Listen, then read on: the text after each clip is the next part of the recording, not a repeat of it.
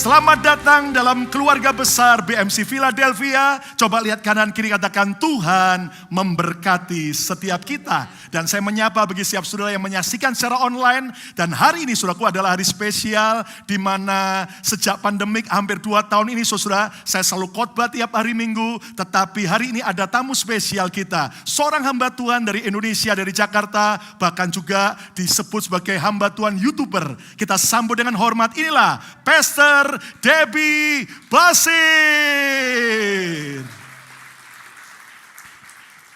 Seperti pemain tinju yang dipanggil, Bu. Silakan. Tuhan memberkati. Beri tepuk tangan sekali meriah bagi Tuhan Yesus. Haleluya. Silakan duduk kembali Bapak Ibu. Ya, terima kasih buat Pak Gembala ya yang sudah memberikan kesempatan. Bukan kebetulan saudara, dulu Pak Lukas ini dosen saya loh. Tepuk tangan dong. Ya, jadi dulu saya juga pernah mendapatkan banyak ilmu ya dari beliau waktu saya ada di sekolah Alkitab di Makassar. Ya, dan puji Tuhan, saya percaya kalau kita semua boleh ada hari ini semua karena kemurahan Tuhan. Ya, kemurahan Tuhan itu adalah sesuatu yang luar biasa. Dan tadi pagi saya menyampaikan firman Tuhan dengan tema kesuksesan palsu. Nanti saudara bisa lihat ada di live streaming di gereja ini. Hari ini ya, saya pengen kita belajar sama-sama untuk bagaimana kita menjadi orang yang berkenan kepada Tuhan. Di dalam hidup ini, terutama saya saudara, saya selalu berkata, saya itu kalau berdoa saya nggak pernah minta rumah, saya nggak pernah minta mobil, saya nggak pernah minta berkat dari Tuhan. Di dalam setiap doa saya hanya satu yang selalu saya minta, Tuhan, jadikan aku berkenan di hadapan-Mu. Kenapa? Karena kalau kita berkenan di hadapan Tuhan, maka kita bisa menikmati hidup ini sesuai dengan apa yang Tuhan mau. Perkenanan Tuhan itu lebih dari segala-galanya. Dan kenapa kita perlu perkenanan Tuhan? Tadi pagi saya juga sudah sampaikan, ketika kita ini menjadi orang yang hanya mengejar kepentingan di dunia ini, maka kita tidak akan pernah puas. Alkitab berkata, siapa mencintai uang tidak akan pernah puas dengan uang. Karena itu jangan pernah mencintai uang. Amin. Ya, saya kemarin ngobrol-ngobrol juga dengan Bapak Gembala ya, di mana Bapak Gembala itu berkata, iya Bu, karena setiap orang yang datang ke sini itu mesti di bayangannya itu sukses. Tetapi ketika kesuksesan yang kita peroleh itu menjadi kesuksesan yang gagal, ternyata kesuksesan palsu di hadapan Tuhan, maka kita ini hanya menipu diri kita sendiri kan. Kalau orang berkata, kalau orang menganggap dia itu berarti, padahal dia nggak berarti sama sekali, Alkitab bilang maka dia menipu diri sendiri. Dan menipu diri sendiri itu adalah hal yang paling malang ya, karena sebenarnya kan tidak ada orang bisa menipu diri. Tapi Alkitab berkata kalau kita merasa kita ini berhasil, kita ini berguna bagi orang, sebenarnya di hadapan Tuhan kita ini tidak ada apa-apanya, kan itu malang sekali. Nah, hari ini kita akan sama-sama belajar dari firman Tuhan. Mari saudara, masih hampir sama temanya, tetapi saya akan membahas bagaimana kita menjadi orang yang berkenan pada Tuhan. Ya, Pengkhotbah 2 ayat 22 sampai 26 kita baca bersama. Pengkhotbah pasal 2 ayat 22 sampai ayat 26. Ya, saya akan baca ayat 22, saudara nanti kita bergantian. Ayat 22 berkata begini, apakah faedahnya, Pengkhotbah 2 ayat 22, apakah faedahnya yang diperoleh manusia dari segala usaha yang dilakukan dengan jerih payah di bawah matahari dan dari keinginan hatinya. Ya saudara, ya baca ayat yang ke-23, silakan 1, 2, 3. Penuh kesedihan dan pekerjaannya penuh kesusahan hati. Bahkan pada malam hari hatinya tidak tentram. Ini pun saya mau tanya, yang di sini malam hari hatinya nggak tentram, nggak bisa tidur, angkat tangan. Semua bisa tidur? Nah, ya banyak yang nggak bisa tidur tapi nggak mau ngaku. Haleluya. Saya tuh banyak sekali, Bu, saya nggak bisa tidur. Kenapa? Nggak tahu, nggak bisa tidur. Saya bilang berarti kurang capek. Coba yang ngerjain yang capek-capek pasti pulang ngorok. Orang tuh kalau capek lupa segalanya tidur, bener nggak? Jadi yang nggak bisa tidur ini satu saran saya, coba capek pulang cari apa yang bisa dikerja ya. Kalau perlu nyapu halaman tuh sampai bersih.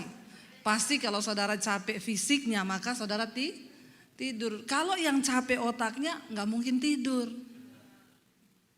Makanya banyak orang kaya tidak bisa berbahagialah, yang walaupun pas-pasan tapi bisa tidur nyenyak. Berarti banyak yang pas-pasan di sini.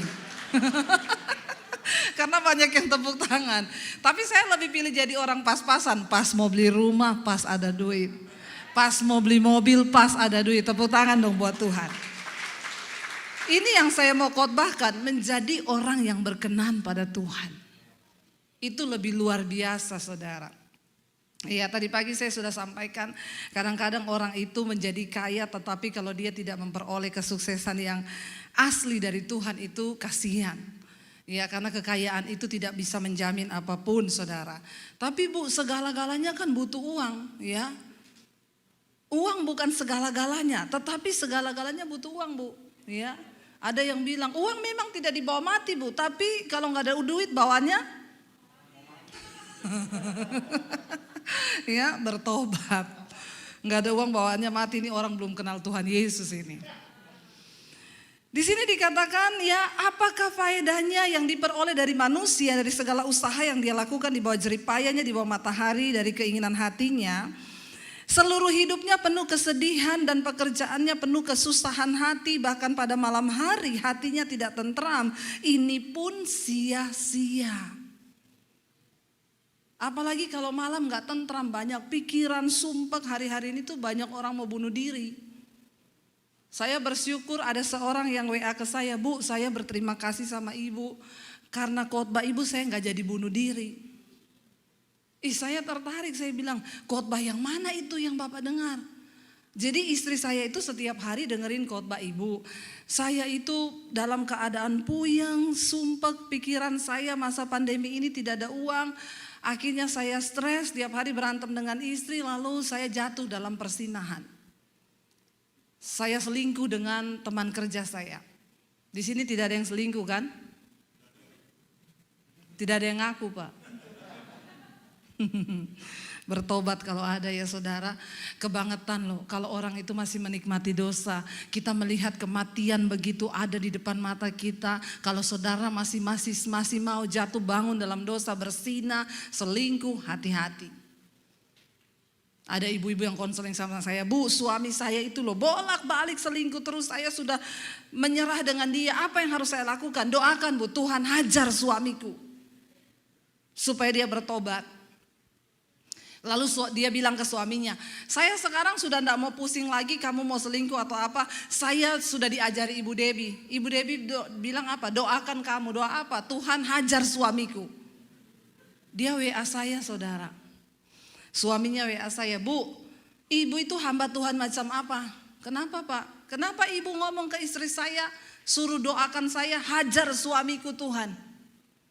Terus saya bilang, terus masalahnya di mana? Ya kan hamba Tuhan tidak boleh bilang sama istri suruh berdoa hajar suami. Pak, maaf ya. Maaf Pak, untuk dihajar Tuhan pun itu Alkitab bilang hanya orang yang dikasihi Tuhan. Kan Alkitab bilang Tuhan menghajar orang yang dikasihinya dan dianggapnya sebagai anak. Sorry ya, kalau Bapak tidak dianggap Tuhan anak, Bapak juga gak dihajar atau mati. Jadi Bapak mau mana? Mau tobat atau mati? Langsung ditutup teleponnya, ting ting ting ting ting. Pak, begitu cara menghadapi jemaat sekarang Pak Lukas. Udah gak usah ngomong yang manis-manis Pak, udah mau kiamat. Amin. Ya, ngapain dihibur-hibur orang bersinah kok dihibur-hibur? Saya bilang sorry ya Pak, untuk bisa dihajar Tuhan pun itu ada kriteria loh. Orang yang masih dianggap anak. Kalau Tuhan sudah tidak anggap Bapak anak, gak dihajar, tau-tau mati. Dengar baik-baik, bertobat hari ini. Kalau yang masih ada yang selingkuh-selingkuh, tapi saya tahu di sini sudah tidak ada. Tidak ada yang ngaku. Saudara, hidup ini sudah ribet ya. Kita hidup benar aja itu banyak masalah loh. Apalagi kalau hidup kita tuh bengkok-bengkok. Gak mau nurut sama firman. Manusia itu dicobai karena kesalahannya sendiri. Ya, bukan karena kehendak Tuhan. Seringkali kita ini hidup mengikuti Tuhan aja banyak penderitaan. Saya ini bertobat terima Yesus tahun 95. Siapa yang sudah tahu channel YouTube saya angkat tangan? Oh, banyak di sini, tapi banyak juga yang belum. Tolong like dan subscribe. Channel YouTube saya Debbie Basir TV ya. Jangan lupa komen dan share. Iya saudara. Jadi saya ini terima Yesus tahun 95. Nama saya Debbie Basir ya. Tapi saya tidak ada hubungannya sama Abu Bakar Basir. Jadi saudara tidak usah takut. Dari latar belakang yang sama, papi saya haji, kakek saya ustadz. Saya bertobat itu anugerah Tuhan. Karena Alkitab bilang bukan kita yang pilih dia, tapi dia yang pilih kita. Saya ini dulu pelatih senam aerobik, sekarang sudah mengembang ke kanan dan ke kiri. Itu artinya saya bahagia menikah dengan suami saya. Ini kayaknya huhuinya ini mengejek atau apa ya? Ya. Jadi saya tidak pernah memilih Yesus, tapi Yesus yang pilih saya. Dari kecil saya sudah diwanti-wanti sama papi saya, jangan pernah pacaran atau jatuh cinta sama laki-laki Kristen. Kalau sampai kamu jatuh cinta sama laki-laki Kristen apalagi menikah, lebih baik papi masuk penjara, papi bunuh kamu daripada kamu bikin malu keluarga. Dan saya tidak pernah berani dekat-dekat sama cowok Kristen. Saya gak berani melirik, gak berani jatuh cinta karena sudah diperingatkan. Padahal yang ganteng-ganteng tuh cowok Kristen. Ih, kayaknya dapat penghiburan banget ya. Tapi yang bertobat, yang tidak bertobat juga tidak ganteng. Lalu saya di dalam hidup saya itu saya mulai punya banyak mimpi saudara ya. Namanya semua orang hidup itu pasti pengen berhasil, pasti pengen sukses. Saya punya banyak mimpi, tetapi tanpa pengenalan akan Tuhan, manusia itu akan salah jalan. Kenapa kita butuh Tuhan? Karena Tuhan itu yang pegang blueprint kehidupan kita. Dan kesuksesan yang sesungguhnya itu adalah ketika kita berjalan sesuai dengan rencana dan kehendak Tuhan di hidup ini. Mau sehebat apapun orang bisa kaya, bisa sukses, kalau engkau di luar kehendak Tuhan, itu semua sia-sia. Lalu saudara, akhirnya saya menjalani hidup, saya jatuh dalam ya namanya keinginan dunia ini. Di dalam dunia ini kan cuma 3 hal yang ada kata firman Tuhan. Keinginan daging, keinginan mata, dan keangkuhan hidup. Waktu kita mengejar ketiga hal ini di dunia ini cuma ada 3 hal. Keinginan daging, keinginan mata, keangkuhan hidup, kesombongan. Saat kita mengejar semua itu maka Alkitab berkata semuanya ini bukan dari Bapa tetapi dari dunia, dari iblis.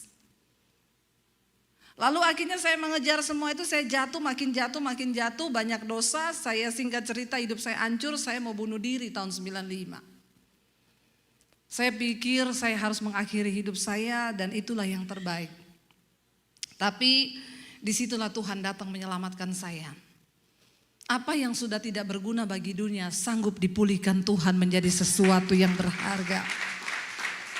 Sudah ancur-ancuran, ya sudah berpikir mau mengakhiri hidup.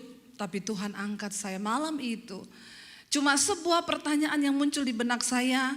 Apakah Tuhan itu ada? Kalau Tuhan itu ada, siapa dia sesungguhnya? Dan saya bilang sama Tuhan, Tuhan, sebelum saya mati bunuh diri, saya mau Tuhan tunjukkan dirimu kepada saya kalau memang engkau tuh ada.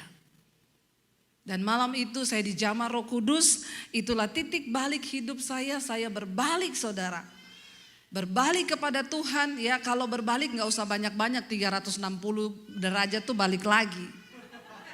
180 derajat saja. Saya benar-benar mengalami perjumpaan dengan Tuhan. Saya ke gereja saudara pakai baju senam dari rumah. Karena saya takut ketahuan papi saya. Papi saya itu punya pedang panjang 1,5 meter di bawah kolong tempat tidur. Dia punya pistol di lemari sampai saya ketakutan kalau dia tahu saya jadi Kristen. Tapi itu yang Alkitab bilang, cinta akan Tuhan itu menghanguskan saya. Saya mengalami sesuatu yang baru yang itu tidak bisa dijelaskan dengan kata-kata. Saya mulai meninggalkan dosa, Tuhan memberikan pemahaman yang baru. Dan Rasul Paulus benar berkata, apa yang dulu kuanggap keuntungan sekarang kuanggap rugi. Karena pengenalan akan Kristus Yesus Tuhan lebih berguna daripada segala-galanya. Saya berbalik benar-benar cinta Tuhan. Saya baca Alkitab di rumah itu sampai 6-7 jam di kamar mandi karena takut ketahuan. Saya mulai bertumbuh, singkat cerita, ketahuan orang tua saya tahun 96, saya disuruh pilih keluarga atau Yesus. Dan saya memilih Yesus. Kenapa? Seperti yang Rasul Paulus katakan, tidak ada seorang pun bisa pisahkan kita dari kasih Kristus. Kalau orang sudah bertemu dengan Tuhan. Ada loh Bu, orang sudah pelayanan tapi pindah lagi ke yang lain, berarti dia belum ketemu Yesus. Nggak usah bingung hari-hari ini. Itu artis sudah pelayanan tiba-tiba sekarang kok beralih lagi. Belum ketemu Yesus. Walaupun tapi dia Kristen loh Bu dari kecil. Tapi belum ketemu Yesus. Jangan berpuas dengan jadi orang Kristen. Engkau harus mengalami perjumpaan pribadi dengan Tuhan. Yesus berkata kepada Nikodemus, kamu tidak mungkin bisa masuk dalam kerajaan Allah kalau kamu tidak dilahirkan kembali. Apa itu kelahiran kembali? Proses dan peristiwa perjumpaan pribadi kita dengan Tuhan. Itu yang mengubahkan. Makanya ada orang jadi Kristen puluhan tahun tapi hidupnya gak berubah. Kenapa? Belum ketemu Tuhan Yesus secara pribadi. Bertanyalah kepada dirimu hari ini, apakah aku sudah mengalami itu? Kalau engkau belum mengalami perubahan hidup, saya anjurkan saudara pulang masuk ke kamarmu dan bilang, Tuhan, aku mau berjumpa dengan engkau secara pribadi. Karena gak cukup engkau duduk di kursi gereja, engkau nyanyi puji-pujian, tapi kalau hidupmu berubah, maaf, engkau tidak tercatat di dalam kitab kehidupan. Bukan orang yang berseru pada Yesus Tuhan, Tuhan yang akan masuk dalam kerajaan Allah. Hanya orang yang melakukan kehendak Bapa. Dan saudara, akhirnya saya mengalami perjumpaan pribadi, lalu akhirnya saya diusir dari keluarga, suruh pilih Yesus atau keluarga. Tahun 96 saya tinggalkan keluarga, 97 saya di Palu, lalu saya masuk sekolah Alkitab tuh di Makassar, ketemu Pak Lukas, tapi dulu Pak Lukas gendut sekali. Ya, kebalikan ya Pak, jangan gitu dong Pak. Jangan main fisik loh Pak. Padahal saya baru memuji Bapak loh ini. Ya, kemarin ketemu, Bapak ingat saya nggak ingat, tapi kayaknya dulu Bu Debbie kurus banget ya, waduh. Iya, baru ketemu sudah kesannya tidak menggoda saudara. Iya, dan akhirnya saya di sana ya, lalu saya pelayanan ke Solo dan ketemu dengan suami saya orang Solo. Iya, tepuk tangan. Ini laki-laki terganteng di mata saya, semuanya lewat. Padahal dulu saya bilang sama Tuhan, Tuhan saya tidak mau menikah. Waktu saya pertama kali bertobat saya bilang, Tuhan saya tidak mau menikah, saya mau melayani Tuhan. Tapi satu kali saya dengar suara Tuhan, kamu terlalu cantik untuk tidak menikah. Masalah buat lo. Biasa aja ketawanya. Ya, benar saudara. Akhirnya saya bilang, oke Tuhan saya mau menikah. Tetapi bagiku pernikahan itu adalah menggenapi rencana Tuhan. Saya tidak mau menikah kalau saya ketemu laki-laki yang akan membatalkan rencana Tuhan atas hidupku. Mendingan saya tidak menikah daripada saya menikah tapi laki-laki itu membatalkan rencana Tuhan. Jadi bagiku pernikahan adalah penggenapan rencana Tuhan. Jadi bersyukurlah hari ini saudara yang sudah menikah. Yang belum menikah berapa banyak? Yang masih menanti jodoh tolong angkat tangan. Tidak usah malu. Ya, ingat loh. Di bawah 30 tahun jodoh di tangan Tuhan. Di atas 30 Tuhan angkat tangan.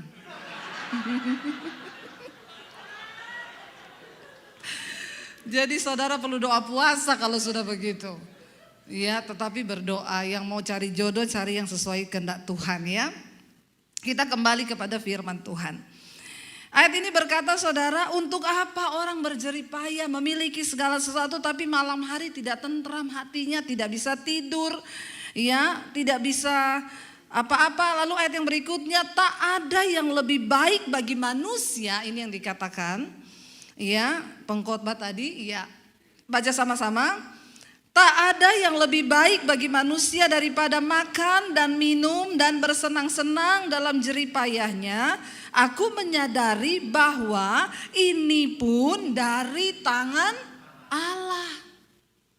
Maaf, tidak semua orang diberikan karunia untuk menikmati semua jerih payahnya. Saya punya teman dulu, dia bilang gini, dulu saya nggak bisa makan kambing. Kenapa? Nggak punya uang, kambing tuh mahal. Begitu sekarang punya uang, tetap nggak bisa makan kambing. Kenapa? Kolesterol, darah tinggi. Kasihan banget orang kayak begini. Tidak punya karunia menikmati. Saudara, semua itu boleh, tetapi jangan berlebihan. Amin. Saya nih bersyukur, duren itu jadi obat bagi saya.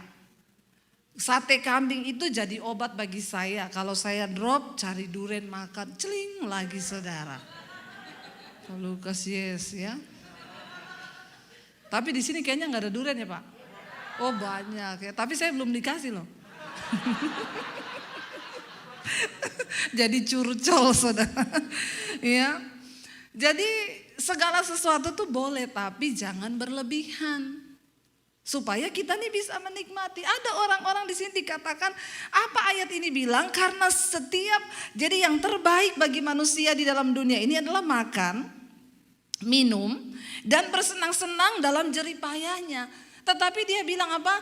Aku menyadari bahwa ini pun dari tangan Allah. Maaf, mungkin engkau bisa berusaha cari duit banyak, tapi kalau engkau di luar perkenanan Tuhan, engkau tidak akan pernah bisa menikmati semua jerih payahmu itu. Karena semua itu karena kasih karunia, karena anugerah. Ya, ayat yang berikutnya di sana dikatakan, karena siapa dapat makan dan merasakan kenikmatan di luar dia, karena kepada orang yang dikenannya ia mengaruniakan hikmat, pengetahuan, dan kesukaan. Tetapi orang berdosa ditugaskannya untuk menghimpun dan menimbun sesuatu yang kemudian harus diberikannya kepada orang yang dikenan Allah. Ini pun adalah kesia-siaan dan usaha menjaring angin.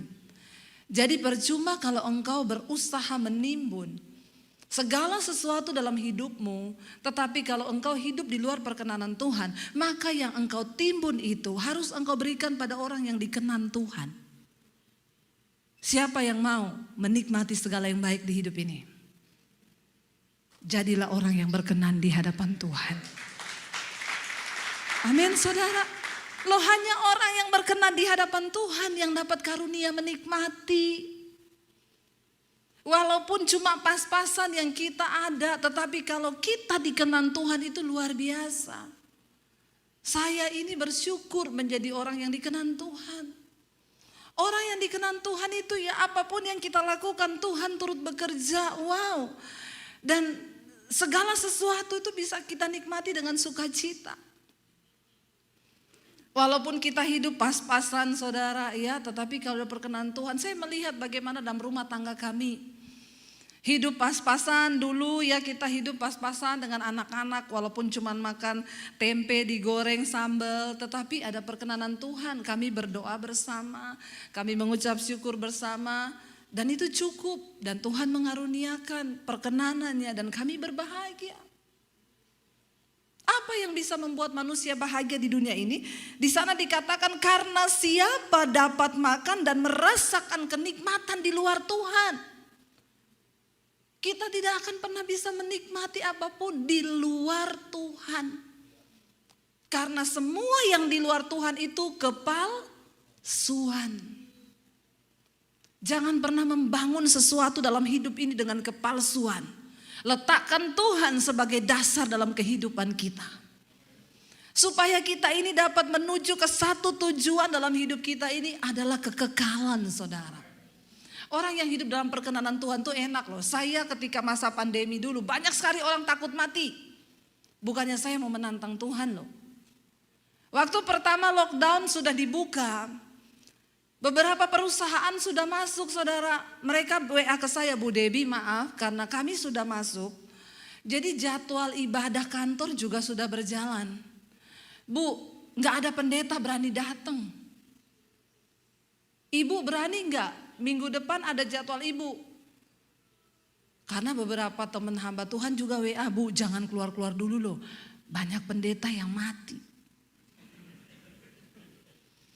Jadi saya jawab gini, saya doa dulu ya, itu kan jawaban yang paling rohani dan berhikmat.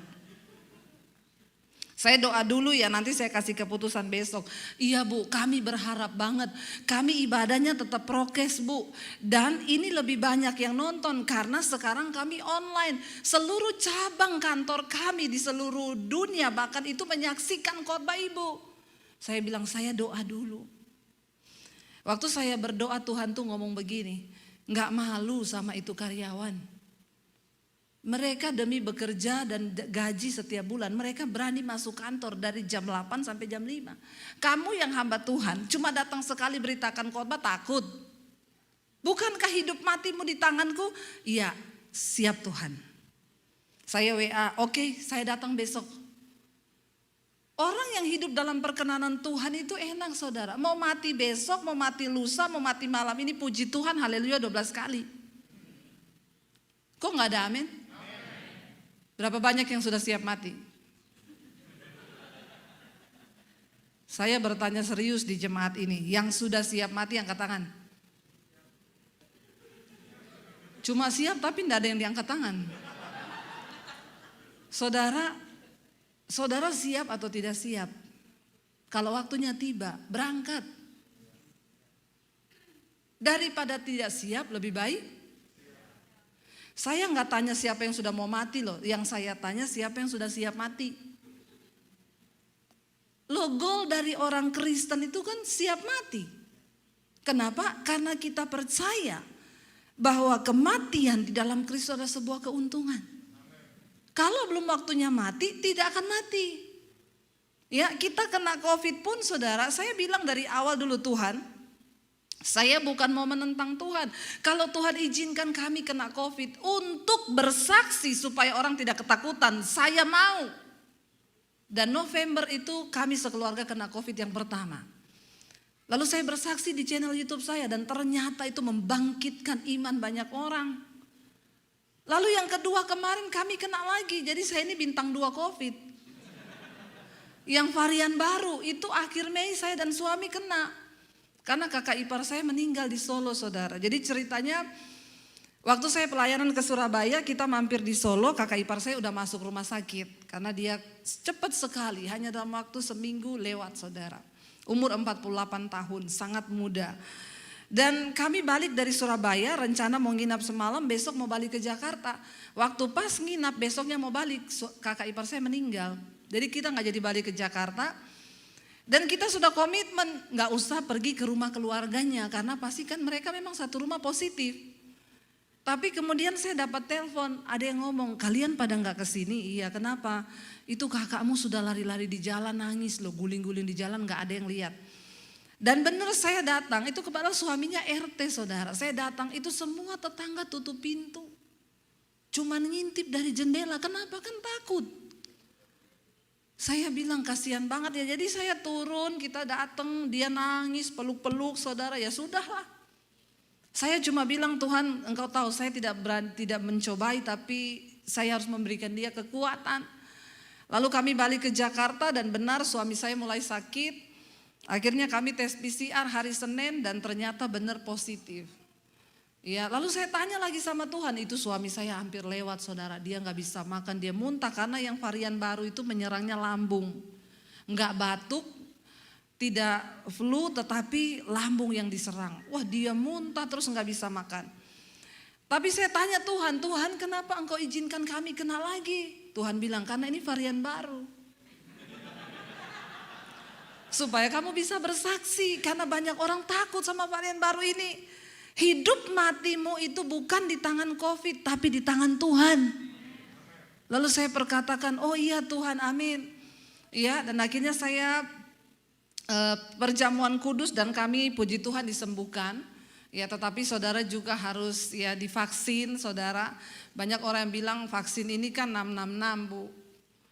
Ya kalau kita bicara 666 saudara ya ternyata lebih update Indonesia loh daripada di sini. Di Indonesia itu kita semua sudah pakai aplikasi. Kita masuk ke mall, masuk kemana itu ada yang namanya peduli lindungi. Jadi begitu kita scan begini, ting, data saya keluar, Debbie Basjir sudah vaksin sekali, hasil PCR terakhir, berangkat ke Makassar, di rumah sakit ini negatif, positif, ada datanya. Di sini belum ada kan? Tepuk tangan buat Indonesia. Hui, buat yang ada di Indonesia. Ya, lebih maju satu langkah kita daripada yang di sini. Ya, jadi kita nggak bawa kartu lagi, semua sudah di handphone. Ada aplikasinya. Kalau bicara soal 666 kayaknya berarti Amerika ketinggalan nih Pak. Ya saudara, bagian kita hari-hari ini banyak yang bilang, udah mau kiamat ya Bu. Masa udah mau kiamat? Saya bilang mau kiamat atau tidak. Karena saya dengar ada yang bilang 1,5 tahun lagi kiamat. Saya bilang itu panitia kiamat ya. Kok saya nggak tahu? Loh Alkitab bilang hari kiamat itu cuma Tuhan yang tahu. Tidak ada satupun yang tahu. Dan kita tidak perlu tahu. Bagian kita hari ini hanya mengejar perkenanan Tuhan. Kapanpun dia datang kita siap. Nggak usah dibikin ribet hidup ini. Makanya ada yang bilang gini, Bu, saya dengar udah mau kiamat 1,5 tahun lagi. Padahal saya ini baru OTW kaya loh Bu. Kasihan banget baru OTW kaya udah mau kiamat katanya. Saya ini baru mau OTW kaya. Masa udah kiamat Bu? Saya bilang nikmati aja hidupmu di dalam perkenanan Tuhan. Saudara, ayat ini luar biasa. Ya, di sini dikatakan saudara, siapa dapat menikmati sesuatu di luar Tuhan? Omong kosong semua yang ada di luar Tuhan. Orang bilang bahagia di luar Tuhan, tidak mungkin engkau bahagia. Kebahagiaan yang sesungguhnya itu hanya ada di dalam Tuhan. Pak, saya sampai jam berapa ini Pak? 4 menit lagi. 4 menit lagi. Tidak boleh lebih ya Pak? Saudara, ya siapa dapat menikmati sesuatu di luar Tuhan? Engkau tidak akan pernah bisa menikmati apapun di luar Tuhan. Karena kepada orang yang dikenannya, ia mengaruniakan segala sesuatu. Saudara, yuk hari ini mari kita kejar perkenanan Tuhan. Mari kita berkata, Tuhan aku mau mengejar perkenanan-Mu karena semua yang aku lakukan ternyata sia-sia kalau tanpa perkenanan Tuhan. Saya pengen kita baca satu ayat terakhir, Injil Matius 16 ayat yang ke-26.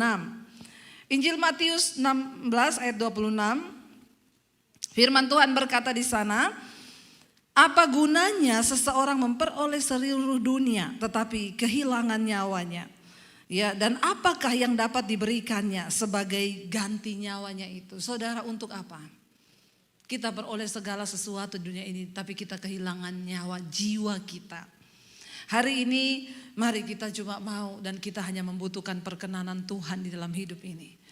Waktu kita ada dalam perkenanan Tuhan, maka kita pasti akan melihat penyertaannya, pembelaannya, dan segala hal yang sudah Tuhan sediakan bagi orang-orang yang dikenannya.